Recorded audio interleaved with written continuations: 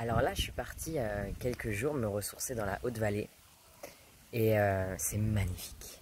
Et donc, j'étais en train de méditer à côté de ces roses et c'est là qu'on m'a dit It's time, guidance time. donc, donc voilà.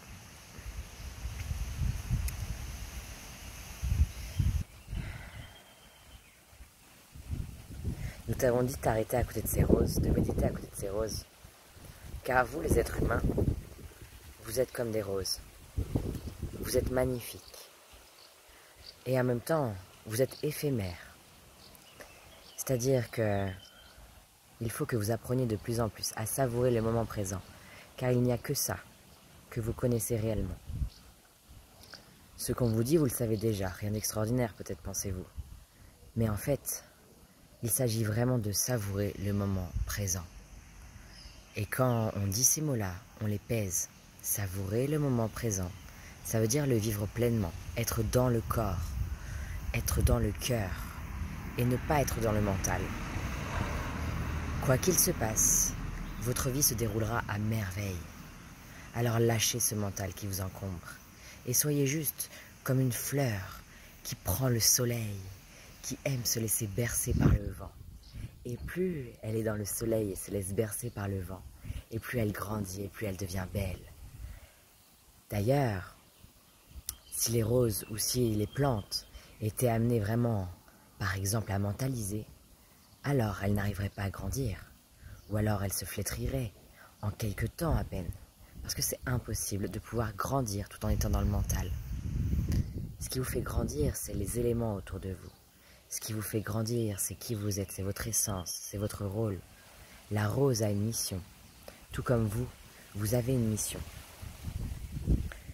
La rose a une mission bien précise, et la vôtre est aussi bien précise. Il s'agit juste de la connaître, il s'agit juste de l'écouter, il s'agit juste de savourer. Imaginez-vous comme une rose pendant quelques instants. Qu'est-ce que vous feriez? Comment vous vous comporteriez? Vous n'avez rien à faire, vous êtes nourri par le sol, vous êtes nourri par le soleil, vous êtes nourri par l'air. Rien à faire, juste à être.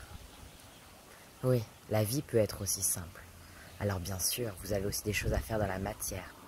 Mais soyez sûr que vous allez être inspiré pour cela et vous allez sentir le moment juste.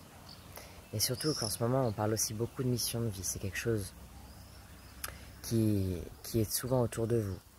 C'est pas pour rien. C'est parce qu'il est vraiment temps pour chacun de reprendre sa place. Parce qu'il est vraiment temps pour chacun de regoûter à sa saveur, de reprendre son éclat originel. Et par exemple, ce n'est pas parce que vous faites de l'humanitaire que c'est votre mission de vie. Ça n'a rien à voir. Si vous faites de l'humanitaire parce que vous pensez que c'est bien de faire ça, mais que vous vous forcez, alors ce n'est pas juste. Alors que peut-être que vous seriez beaucoup plus heureux en étant jardinier. Et ça serait votre vraie mission. C'est quand vous êtes heureux à votre place. Il n'y a pas de métier bien, il n'y a pas de métier mal. C'est quelle est votre saveur, quel est votre goût, qu'est-ce qui vous anime. Alors prenez le temps de respirer, de vous respirer, tout comme on respire une rose. Découvrez-vous et savourez en même temps le moment présent. Le moment présent qui est le plus important.